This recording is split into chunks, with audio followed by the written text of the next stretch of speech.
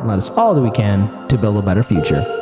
Daniel, you got a story for the people, buddy. What is going on? Okay, everyone. Remember how AOC and Ted Cruz had a spat where AOC's like, "You wanted to murder me," and Ted Cruz is like, "YOLO, I don't know what you're talking about. I barely can get my family to like me." Well, AOC has not let that go, which is of course really good at building alliances. Like, see, when we're upset and we like call out people in like Congress, we're like, "Hey, you did this policy thing I really don't like." Someone could say something that's a bit obscure, but if they're doing policy, it seems like a very easy pick. AOC takes this in a very different direction. So, Democratic Rep. Alexandria Ocasio-Cortez on Wednesday ridiculed Republican Senator Ted Cruz of Texas over a photo he shared having dinner with former President Donald Trump at Mar-a-Lago. Nothing like, oh, you got to see that. We got to pull that picture up in that article. It's very funny looking.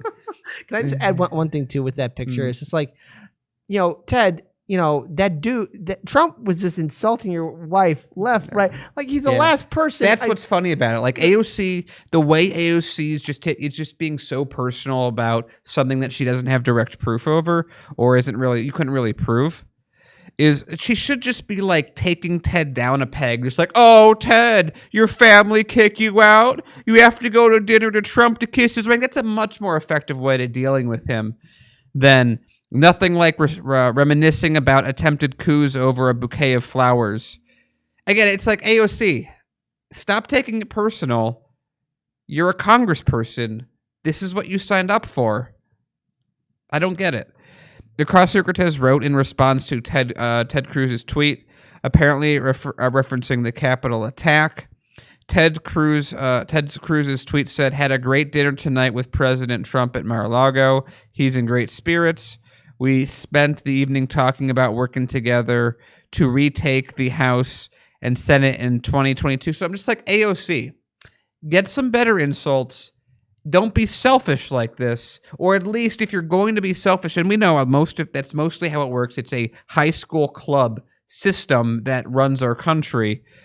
At least be more clever with your tweets than calling back this opinion you have that you're not going to be. It's like, what's accomplished by this? I don't see a lot accomplished by this. Okay, can I just got to add in a couple things. Okay, number one, AOC, you're missing out on a golden opportunity because, again, politics is like warfare. You got to plan, you got to strategize. And so what are you seeing? What was the thing in the article? Hold on, where what Ted Cruz was saying that he was doing? Let me see this. Right there. So Ted Cruz. Cruz's tweet said, "Had a great dinner tonight with President Trump in Mar-a-Lago. He's in great spirits. We spent the evening talking about working together to retake the House and Senate in 2022. And now's not the time to be playing oh wow, look, you're a total loser, Ted Cruz. No, now's the time to be concerned and start planning on how to maintain your majority in the House and Senate, or at least that's what a competent politician and statesman would do. Obviously, you want to use high school tactics. So I guess hang on, hold on, I'm about to be controversial. I guess former Representative Tulsi Gabbard was correct the whole time. Congress is nothing but a high school. I want to devolve it even further. It's elementary school mentality there in Congress. These are the people that are deciding the laws to rule over us. And again, if you're a smart person in a political party, you have to plan and be ready for the Republican pushback. Because again, potentially in 2022, or as we've covered on the show already, the Democrats are already walking into a disaster. Yeah. They didn't get anything done. And if there is anything that the Democrats got done, I mean, it's minor. It's not earth-shattering. It's nothing what they promised for their campaign. $15 minimum wage in 2025? Oh, wow. So we'll still be where we're at in 2025. Fantastic, Democrats. Again, this is why we need to have different political parties. This is why we need to get money out of politics, because right there, you're giving a heads up about what the GOP is doing. And Trump is still popular. He has 75 plus million supporters, volunteers. All he has to do is stamp his feet and he'll get an army. Unlike the traditional Republican establishment, what Mitch McConnell and Lindsey Graham cracker, they're not inspiring. Trump can inspire his base. Trump actually follows through with his base, whether you like him or not. Unlike Bernie Sanders or the Democrats, they say these words, they give us these platitudes, and nothing happens. The only thing we're given, though, is like, you got to vote for us because, oh, those people over there are bad. I'm tired of that kind of politics. That's why I look at third parties. That's why I look at Greens. That's why I look at the Libertarians. That's why I look at Moving for People's Party, PSL, or independent politicians. Because at this point, I know I don't have a seat at either one of those two tables, and I don't want to be associated with the Democrats that are choosing to walk into a defeat in 2022. I definitely don't want to be associated with the Republican establishment that's basically just the same as the DNC establishment. And I would just add into all of this, we know the Republicans are going to take over, more likely going to take over, both the House and the Senate in the midterms.